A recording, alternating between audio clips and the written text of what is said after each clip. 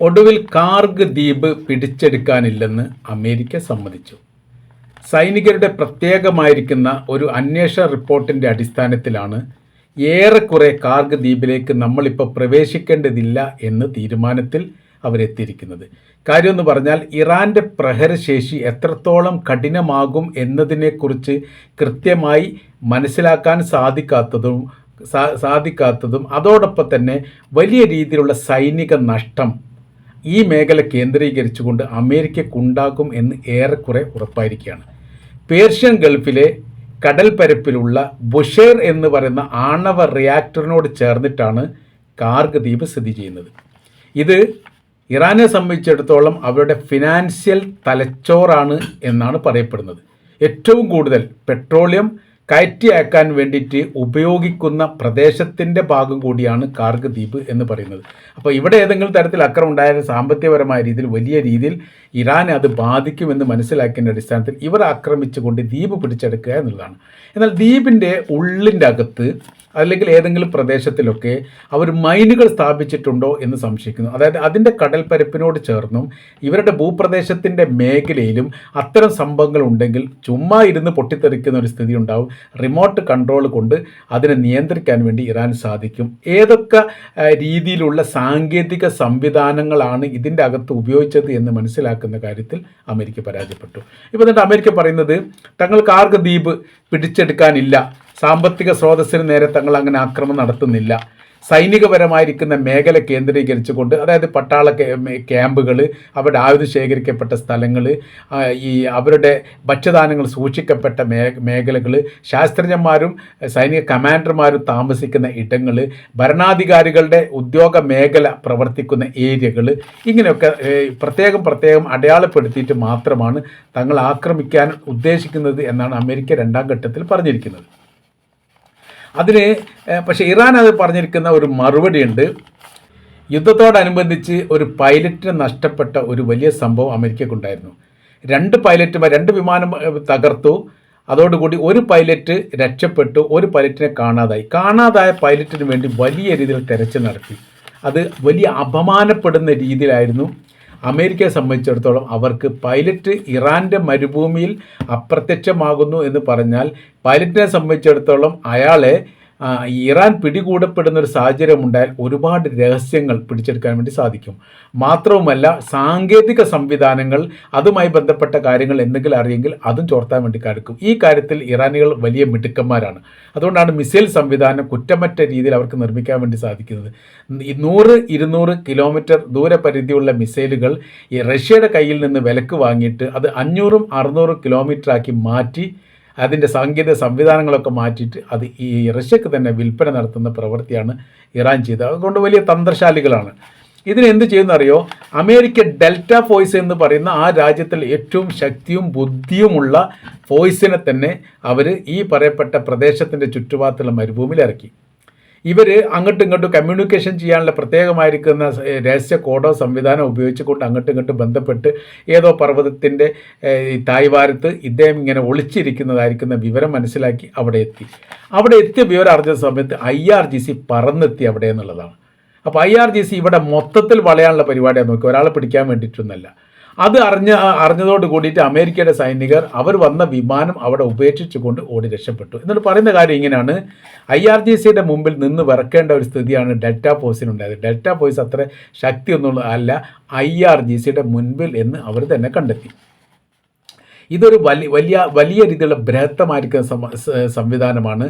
ഷിയ വിഭാഗം, ഇറാനിലുള്ള ഭരണകൂടത്തിൻ്റെ തലപ്പത്തിരിക്കുന്ന ഷിയ വിഭാഗത്തിൻ്റെ നേരിട്ടുള്ള നേതൃത്വത്തിൽ പ്രവർത്തിക്കുന്ന സംഘമാണ് IRGC എന്ന് പറയുന്നത്.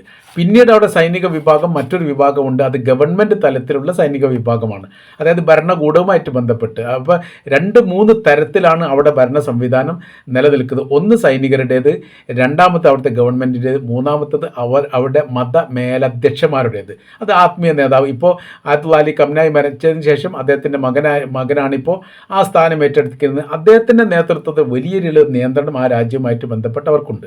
മുജ്തബ ഖംനായി.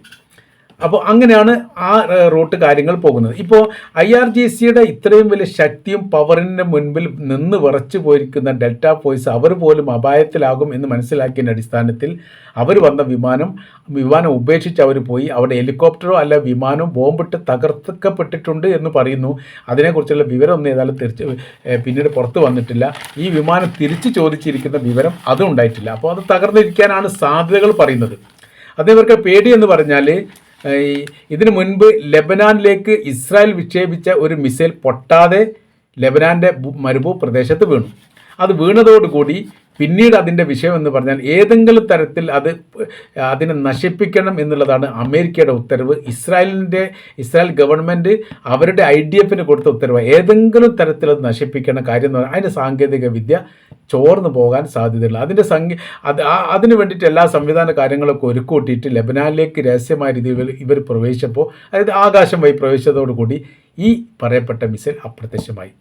അത് പിന്നെ അവിടുന്ന് വളരെ പെട്ടെന്ന് തന്നെ കടന്നു കഴിഞ്ഞിട്ട് ഇറാൻ്റെ കൈവശത്തിൽ എത്തി എന്ന് ചില അറേബ്യൻ മീഡിയകൾ ആ വിഷയമായിട്ട് ബന്ധപ്പെട്ട് റിപ്പോർട്ട് ചെയ്തു. അഥവാ അതിൻ്റെ സാങ്കേതിക വിദ്യ ചോർത്താൻ വേണ്ടിയിട്ട് ഇറാന് സാധിച്ചു എന്ന് ചുരുക്കം. ഇപ്പോൾ ഇസ്രായേലിലേക്ക് ഇറാൻ വിടുന്ന ബാലിസ്റ്റിക് മിസൈൽ അടക്കമുള്ള സംവിധാനത്തെ പ്രതിരോധിക്കാൻ വേണ്ടിയിട്ട് അവരുടെ അയൺ ഡോം സംവിധാനത്തിന് സാധിക്കാത്തതിൻ്റെ കാര്യം അയൺ ഡോം എന്ന് പറയുന്ന സംവിധാനത്തിൻ്റെ സാങ്കേതികപരമായിരിക്കുന്ന രഹസ്യങ്ങൾ ചോർത്താൻ വേണ്ടിയിട്ട് ഇറാൻ സാധിച്ചു എന്നുള്ളതാണ്.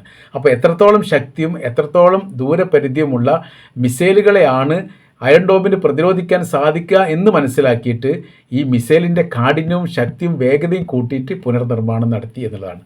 അതുകൊണ്ടാണ് ഹൈപ്പർസോണിക്കിൻ്റെ മുമ്പിൽ വെറുതെ ചുമ്മാ നിൽക്കുക എന്നല്ലാതെ ഈ പറയപ്പെട്ട അയൺ ഡോം സംവിധാനത്തിന് അല്ലെങ്കിൽ ആരോത്തര സംവിധാനത്തിന് ഒന്നും ചെയ്യാൻ പറ്റുന്നില്ല എന്ന് ചുരുക്കം. അപ്പോൾ നമ്മൾ പറയുന്ന കാര്യം ഇങ്ങനെയാണ്. അവിടുന്ന് എന്ത് ചെയ്തിട്ടുണ്ട്, വിമാനം പോലും ഉപേക്ഷിച്ച് രക്ഷപ്പെട്ടു എന്നുള്ള വിവരങ്ങൾ പുറത്തു വന്നു. പിന്നെ ഇപ്പോൾ രണ്ടാമത് ഹൂത്തികളുടെ ഭാഗത്തുനിന്ന് വലിയ രീതിയിലുള്ള ശക്തമായിരിക്കുന്ന നിലപാട് വന്നിരിക്കുന്നു. ബാബുൽ മന്ദബ് ഞങ്ങൾ അടക്കും എന്നുള്ളതാണ്. അങ്ങനെ വരുന്ന സമയത്ത് ഇപ്പോഴത്തെ ഇറാൻ അടച്ചിരിക്കുന്ന ഈ കടൽപ്പരപ്പ് പാത പോലെ തന്നെ വളരെ പ്രധാനപ്പെട്ടതാണ് ഈ പറയപ്പെട്ട ഹൂത്തികൾ പറയപ്പെടുന്ന ബാബുൽ മന്ദബ് എന്ന് പറയുന്നത്.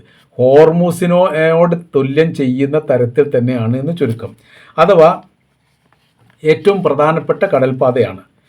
ചെങ്കടലിനെയും ഗൾഫ് ഓഫ്